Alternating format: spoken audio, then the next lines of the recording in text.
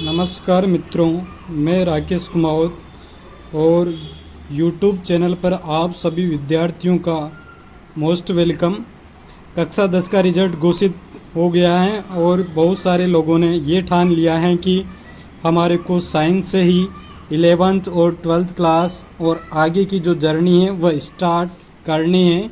तो chemistry class में आप सभी 10वीं क्लास विद्यार्थियों का हार्दिक स्वागत। तो अणुभार के बारे में आज चर्चा करेंगे, उसके बाद सूत्रभार के बारे में चर्चा करेंगे। तो अणुभार होता क्या है? अणुभार किसी अणु में उपस्थित सभी परमाणुओं के भारों का योग होता है, जो कि लास्ट क्लास में हमने पढ़ा है। इसे इंग्लिश में मोलर मास भी कहते हैं। क्या बोलते हैं? मोलर मास भी इसको कहा जाता है। और इसकी इकाई होती है एटॉमिक मास यूनिट। क्या इकाई होगी इसकी?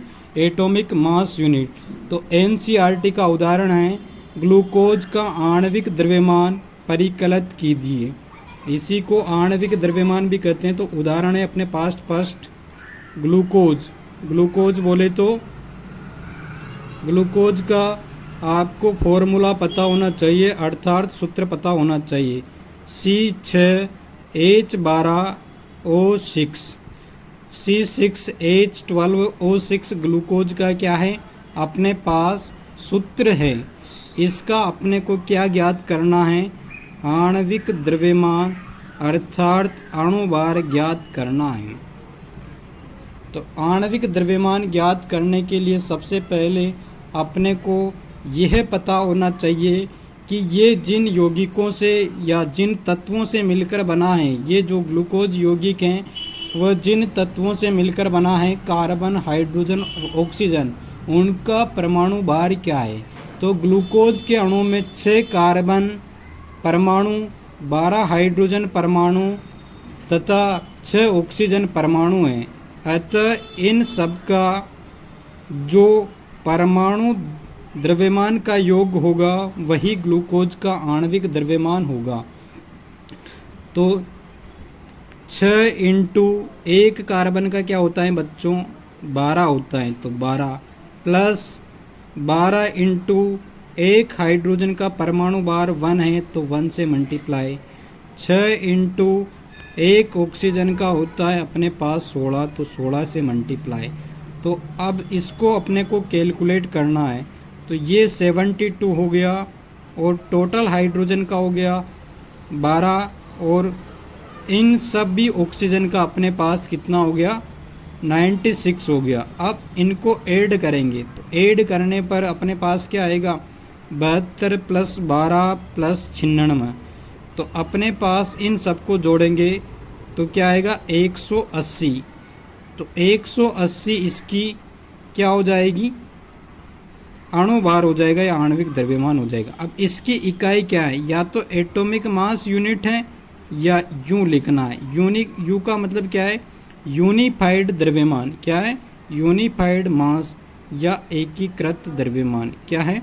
एकीकृत द्रव्यमान इसकी इकाई है। IUPAC के अकॉर्डिंग इसकी इकाई क्या है? एकीकृत द्रव्यमान इसकी इकाई है।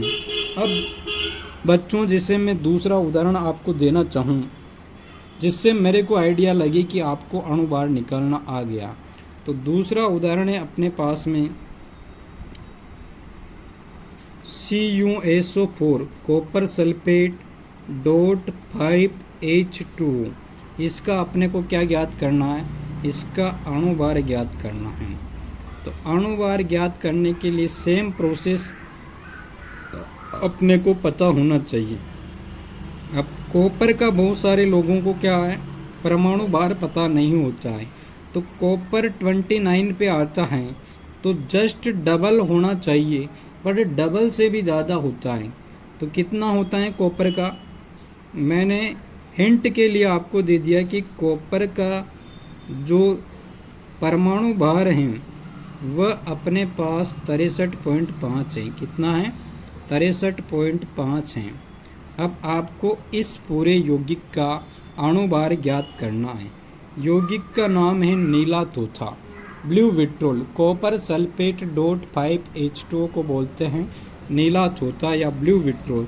तो कॉपर कितना है 1 है, तो 63.5 प्लस सल्फर का हो जाएगा 32 क्योंकि 16 नंबर पे आता है, और ऑक्सीजन 4 है तो 4 इंटू मल्टीप्लाई बाय 16 ये हो जाएगा। और अपने पास वाटर के कितने मॉलिक्यूल्स हैं, 5 मॉलिक्यूल्स हैं। अब एक वाटर का 18 होता है लास्ट क्लास में, एक वाटर का 18 कैसे होता है वह मैं आपको बताया था लास्ट क्लास में, 2 इंटू 1 प्लस ऑक्सीजन का 16, तो ये एक वाटर का हो गया। अब इसको मल्टीप्लाई करेंगे किससे, इस पूरे को 5 से मल्टीप्लाई करेंगे क्योंकि वाटर के कितने मॉलिक्यूल्स हैं, 5 मॉलिक्यूल्स हैं। तो 18 एक वाटर का हो गया, तो 5 वाटर का कितना हो जाएगा, 5 वाटर का हो जाएगा अपने पास 18 मल्टीप्लाई बाई 5, तो 18 पंजे 90 हो जाएगा। समझ में आ रही है बात। और ये कितना हो गया, 16 चौक 64 हो गया, और 32 प्लस 63.5। अब इन सबको क्या करेंगे, ऐड कर देंगे, आराम से इनको ऐड करेंगे। तो ऐड करने पर अपने को क्या मिलेगा, करो इनको फटाफट ऐड करो। तो ऐड करने पर इसका जो अणुभार है वह अपने को प्राप्त होगा 249.5 यूं। क्या होगा, 249.5 यूं अपने को प्राप्त होगा। समझ में आ रही है बात। इसी प्रकार हम कार्बनिक यौगिकों का भी अणुभार ज्ञात कर सकते हैं, कर सकते हो। तो नेक्स्ट तीसरा उदाहरण है अपने पास में COOH का होल ट्वाइस डॉट 2H2। अब इसका अपने को फाइंड आउट करना है। तो फाइंड आउट करने के लिए कैसे फाइंड आउट करेंगे, सेम तरीके से फाइंड आउट करना है। अब इधर देखो ध्यान से, एक कार्बन का कितना होता है, एक कार्बन का होता है 12, ऑक्सीजन का कितना होता है 16, तो 16 इंटू 16 मल्टीप्लाई और हाइड्रोजन का क्या हो जाएगा 1। अब ये क्या है, डाइमर की फॉर्म में, द्विलक की फॉर्म में, 2 अणु हैं इसके, तो 2 से क्या होगा, ये सारी क्वांटिटी 2 से गुणा होगी, भले नीचे आए या ऊपर आए 2 से गुणा करना है। और 2H2O, तो 2H2O का मीनिंग क्या हो गया, प्लस ऐड होगा 2 इंटू 18, तो हाइड्रोजन का 2 हो गया और ऑक्सीजन का 16 हो गया। अब इन सबको अपने को ऐड करना है, ऐड करना है। तो यहाँ से अपने को 36 तो इसका मिल जाएगा, और यहाँ से क्या हो जाएगा 16 16 32 32 और 12 44 44 और 1 45 45 इंटू 2 45 इंटू 2 कितना हो जाएगा 90 हो जाएगा। तो 90 और 36 को ऐड करेंगे तो 126, तो 126 यूं COOH का होल ट्वाइस डॉट 2H2O का अणुभार है। अब इसका अगर मैं सूत्र लिखना चाहूँ या संरचना सूत्र लिखूँ तो इसका संरचना सूत्र ऐसे होता है, C double bond O OH और C double bond O OH।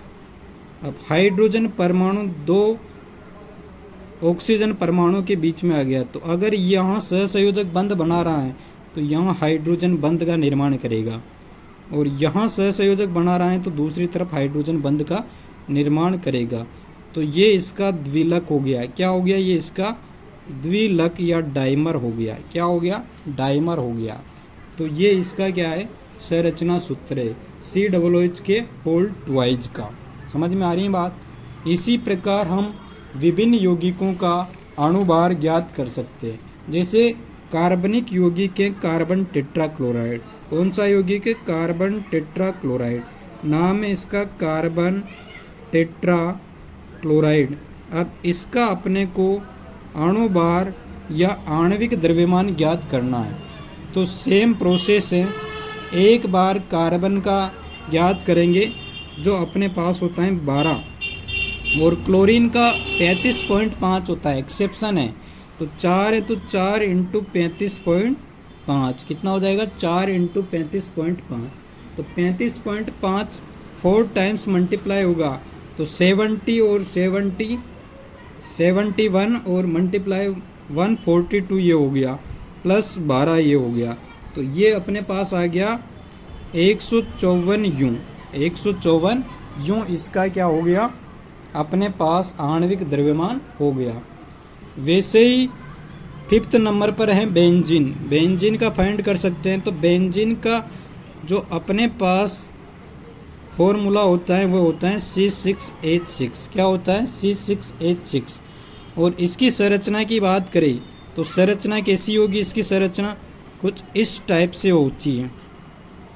एक कार्बन परमाणु अंतिम कार्बन परमाणु से आपस में साइक्लिक रूप से जुड़ा होता है और डबल, सिंगल, डबल एकांतर क्रम में होते हैं।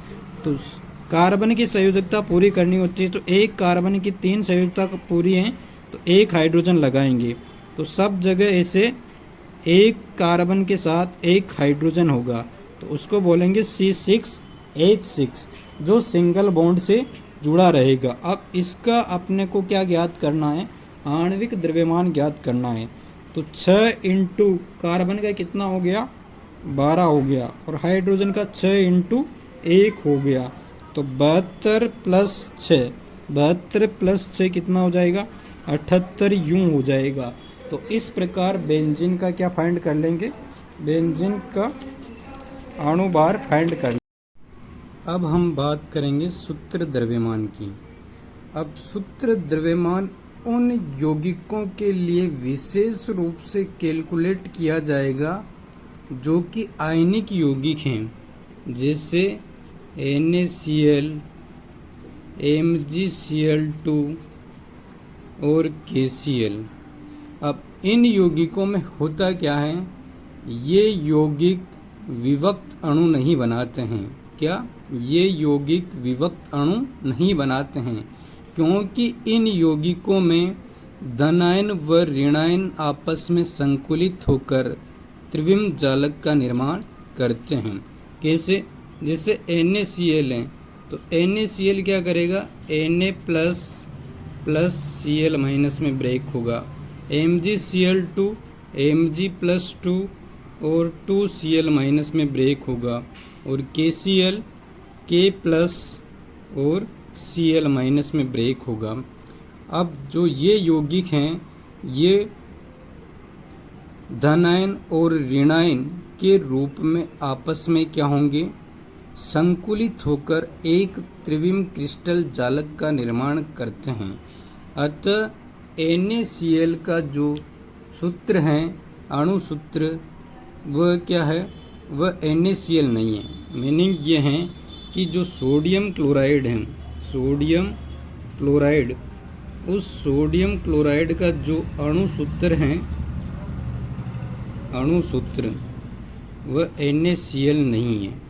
NaCl इसका क्या है, मूलानुपाती सूत्र है। मूलानुपाती सूत्र का मतलब है कि ये इसका सरलतम अनुपात है।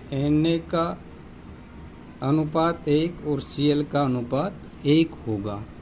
अब इनमें क्या होगा, Na प्लस Cl माइनस, तो धनायन का अनुपात भी अपने पास 1 है और ऋणायन का अनुपात भी अपने पास 1 है। तो इन यौगिकों के लिए सूत्र द्रव्यमान की गणना की जाती है। तो परिभाषा यहाँ से हो जाएगी कि सभी आयनिक यौगिकों में सूत्र द्रव्यमान को ही आणविक द्रव्यमान के रूप में उपयोग करते हैं। क्या परिभाषा हो जाएगी, जो सभी आयनिक यौगिक हैं इसमें जो सूत्र द्रव्यमान होगा वही क्या होगा, वही यौगिक का आणविक द्रव्यमान होगा, वही यौगिक का आणविक द्रव्यमान होगा। उदाहरण से समझो, जैसे उदाहरण है NaCl।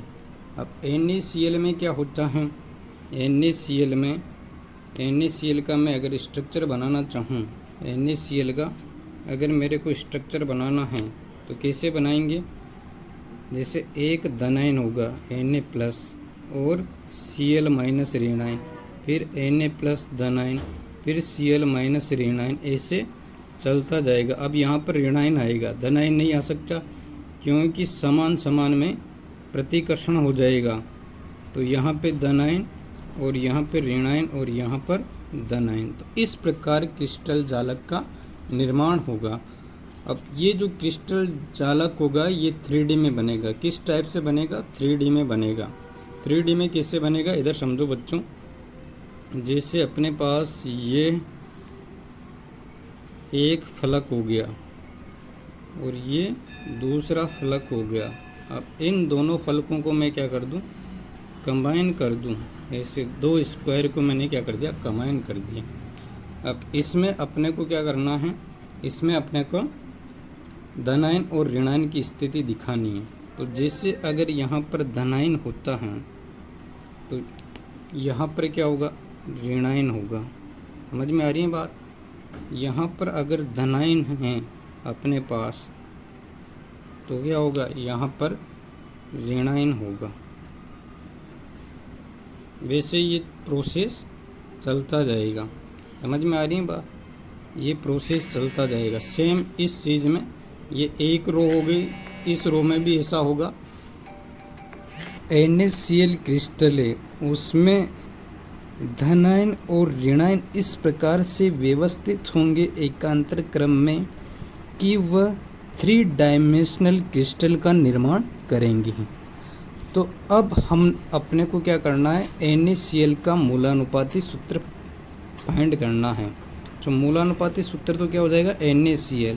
अब इस मूलानुपाती सूत्र के आधार पर ही हम इसका क्या करेंगे? सूत्र भार की गणना करेंगे।